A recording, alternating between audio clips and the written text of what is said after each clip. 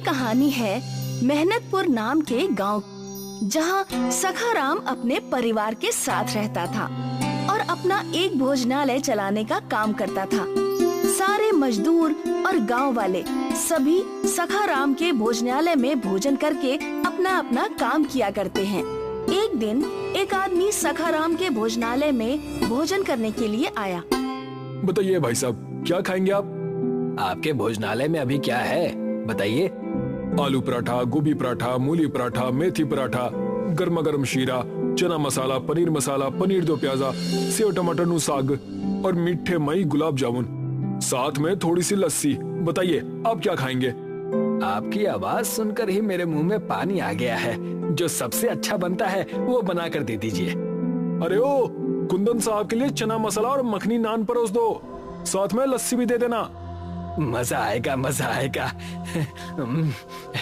जल्दी लाओ। जैसे ही कुंदन ने नीलेश को खाना परोसा, नीलेश बड़े चाव से सारा का सारा खाना खाने लगा। खाना खत्म करते ही नीलेश ने कहा, खाना बड़ा ही स्वादिष्ट और लाजवाब था भाई, वाह मजा आ गया। ये होता है असली खाना, वरना मेरी बीवी जो बनाती है उसमें तो कोई स्वाद ही नहीं होता है।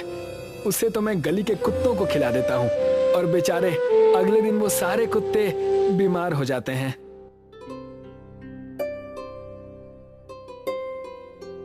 इस होटल में खाने के साथ नींबू पानी भी मिलता है। कुंदन भाई जरा मीठा लाना। अरे रुको, वो पानी तुम्हारे हाथ धोने के लिए है, पीने के लिए नहीं। क्या बात कर रहे हो तुम? अरे हमने तो अभी तक यही सुना है कि नींबू को पानी में डालकर पीते हैं, ना कि उसमें हाथ धोते हैं। तो फिर आप गलत जगह पर आ गए हैं। आपको किसी सस्ते भोजनालय में जाना चाहिए। बिल पे कीजिए और जाइए यहाँ से। कुंदन ने नीलेश के पास आकर एक पर्ची थमाई, जिसे देखकर नीलेश के होश उड़ गए। ये सब क्या है? चना मसाला 300 रुपए और नान 70 रुपए। नहीं भाई, मैंने कोई पार्सल नहीं करवाया है, इतने पैसे नहीं होने चाहिए। भाई साहब, ये कोई पार्सल के पैसे नहीं, बल्कि जो तुमने खाए हैं उसके पैसे हैं। इतनी तो मेरे दिन की दिहाड़ी भी नहीं है, और इतना महंगा खाना। अगर मुझे पता होता तो मैं थोड़ी ना खाता। नीलेश अपनी जेब से 100 रुपए निकालकर टेबल पर रख देता है। कुंदन गुस्से से अपने मालिक सखाराम को आवाज लगाता है। मालिक, इस आदमी के पास पैसे ही नहीं है। इसका बिल पूरे 700 रुपए है, मगर ये सिर्फ 100 रुपए देकर हमें टरकाने की कोशिश कर रहा है। नीलेश की बात सुनकर सखाराम गुस्से से वहाँ पर आता है।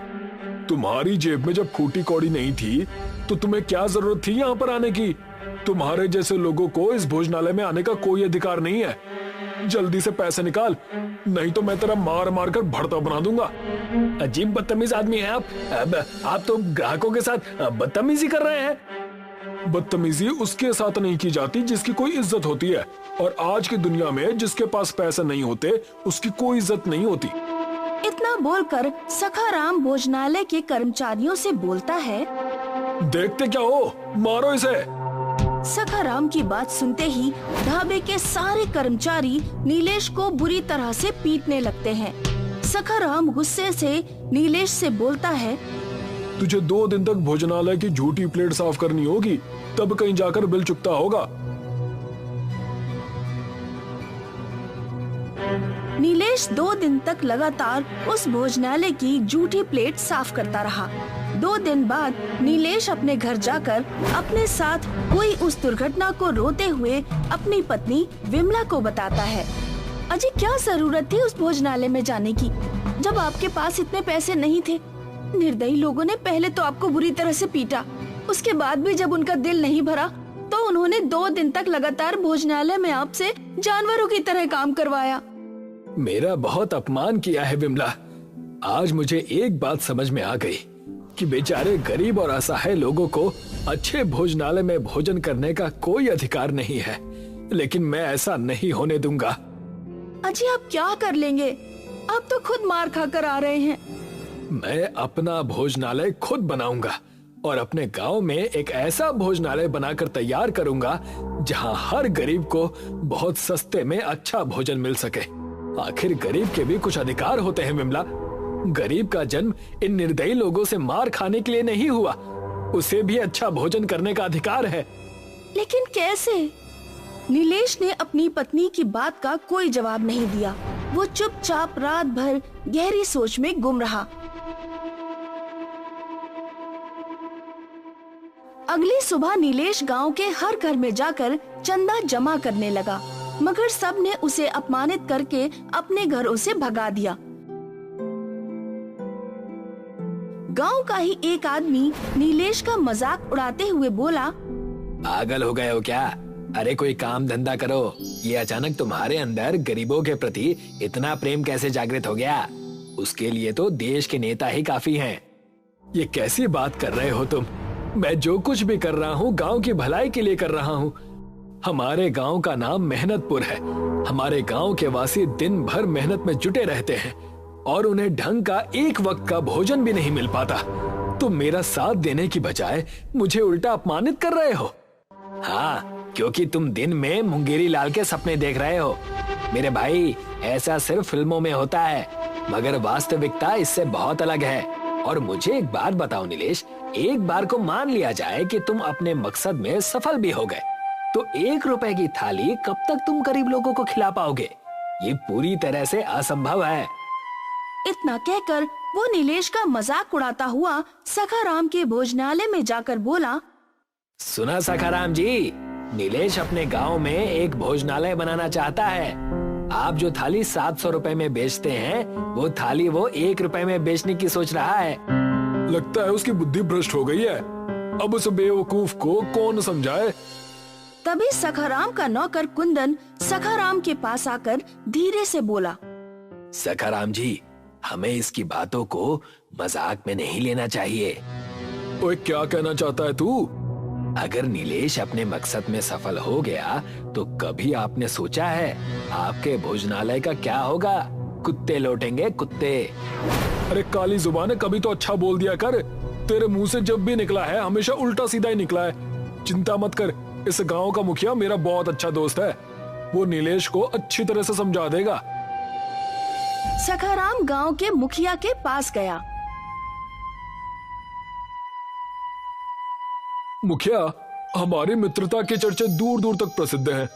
मत भूलना, जो थाली मैं 700 रुपए में बेचता हूँ, वही थाली मैं तुम्हें 600 में खाने के लिए देता हूँ, यानी पूरे 100 का डिस्काउंट।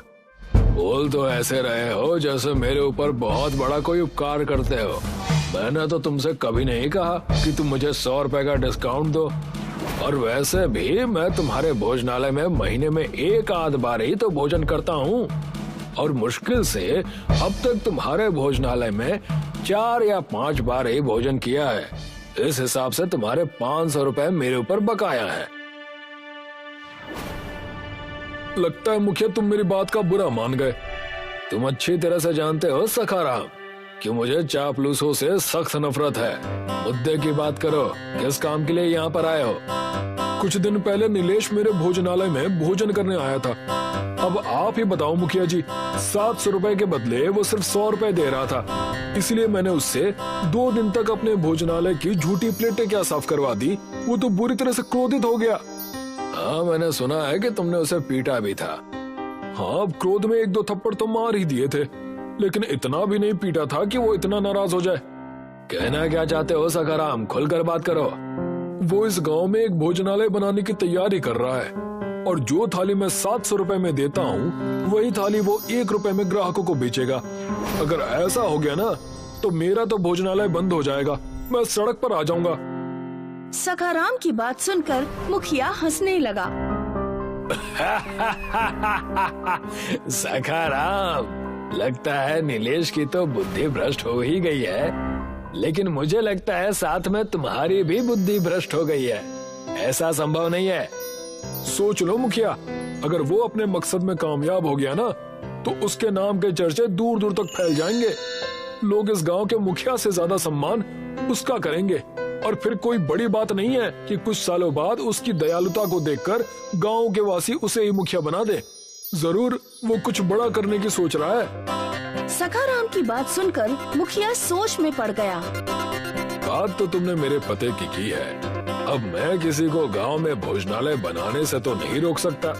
हाँ, इतना जरूर कर सकता हूँ कि वो आजकल मेरी ही भट्टी पर दिहाड़ी पर काम कर रहा है, तो मैं उसे धक्के देकर बाहर निकाल दूंगा।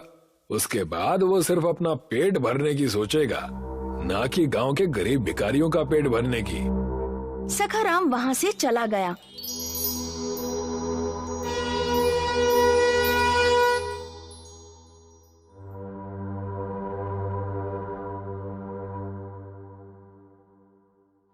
मुखिया ने उसी दिन नीलेश को काम से निकाल दिया।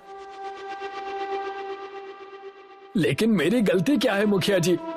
तेरी गलती ये है कि तू गांव में भोजनालय बनाना चाहता है। हाँ, तो इसमें गलत क्या है? अगर मैं गरीब का भला चाहता हूँ तो आपको तो प्रसन्न होना चाहिए। तू गरीबों का कोई भला नहीं चाहता नीलेश। मैं अच्छी तरह से जान गया हूँ कि तू सिर्फ अपना नाम करना चाहता है और मुझे मेरे पद से हटाकर खुद गांव का मुखिया बनना चाहता है।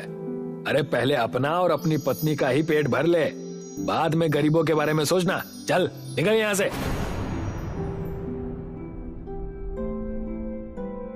मगर नीलेश ने हार नहीं मानी। नीलेश शहर जाकर चंदा जमा करने लगा। इस दौरान उसकी मुलाकात सेठ जमुना प्रसाद से हुई। जमुना प्रसाद बेहद दयालु व्यक्ति थे। मुझे तुम्हारी सोच बहुत अच्छी लगी नीलेश, कि तुम एक ऐसा भोजनालय बनाकर तैयार करना चाहते हो जहाँ पर गरीब अच्छा भोजन कर सके। मैं तुम्हारी मदद करने के लिए तैयार हूँ। सेठ जमुना प्रसाद की मदद से नीलेश ने गांव में एक बहुत अच्छा भोजनालय तैयार करवाया। उसके भोजनालय में गुजराती, मराठी, कन्नड़ सभी तरह के भोजन तैयार होने लगे। भोजनालय बनते ही कुछ लोग भोजनालय में भोजन करने के लिए आ गए। वो सब देश के अलग अलग शहरों के रहने वाले थे। एक गुजराती नीलेश से बोला, તમારા રેસ્ટોરન્ટ માંથી બહુ મસ્ત ખુશ્બુ આવે છે। આ ખુશ્બુ સૂંઘીને હું પોતાની રોકી ના શક્યો। તો હવે મને જમવા આપો। नीलेश ने उस गुजराती को एक थाली में गुजरात का सारा प्रसिद्ध भोजन परोस दिया। भोजन खाकर गुजराती खुश होते हुए नीलेश से बोला, કેટલા રૂપિયા? બસ 1 રૂપિયાની આખી થાળી મળશે। 1 रुपए का नाम सुनकर गुजराती खुश हो गया। भोजनालय में लोगों की भीड़ लगने लगी। दूर दूर के शहर के लोग नीलेश के भोजनालय में भोजन करने के लिए आने लगे। अमीर हो या गरीब, नीलेश हर किसी से एक थाली का 1 रुपया ही वसूलता था। और ये बात सखाराम को बिल्कुल भी पसंद नहीं आई। सखाराम क्रोधित होकर कुंदन से बोला, इस नीलेश ने तो मेरे भोजनालय को बंद करवा दिया है। मेरे भोजनालय में कोई कुत्ता तक नहीं भटकता। कुछ करो कुंदन। चिंता मत कीजिए सखाराम जी, मेरे पास एक उपाय है। कैसा उपाय? क्यों ना हम दोनों उसके भोजनालय में आग लगवा दें। जब 2-4 लोग जलकर मर जाएंगे तो उसका भोजनालय बंद हो जाएगा। सखाराम और कुंदन उस समय नीलेश के भोजनालय में आग लगाने की योजना बना रहे थे। उसी समय सेठ जमुना दास वहाँ से गुजर रहे थे। जमुना दास ने सखाराम और कुंदन की सारी बातें सुन ली। उन्होंने तुरंत पुलिस को इन्फॉर्म कर दिया। पुलिस उस दिन से नीलेश के भोजनालय पर नजर रखने लगी।